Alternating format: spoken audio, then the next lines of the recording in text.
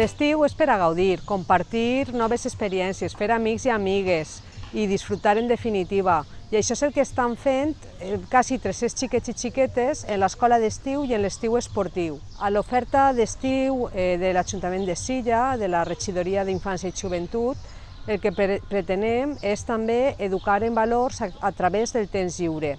I per això, aquest estiu, els xiquets i les xiquetes estan gaudint de moltes activitats i també de les instal·lacions de la piscina on venen i se refresquen a última hora del matí. La campanya d'estiu de la Regidoria d'Infància i Joventut ve també a donar un servei a les famílies de conciliació laboral i familiar durant l'última setmana de juny, el mes de juliol i la primera setmana de setembre.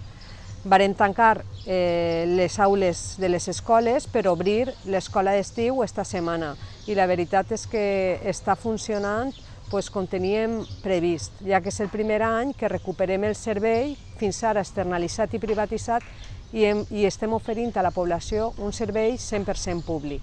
Aquests programes especialment destinats i pensats per a la infància són possibles gràcies als governs amb compromís.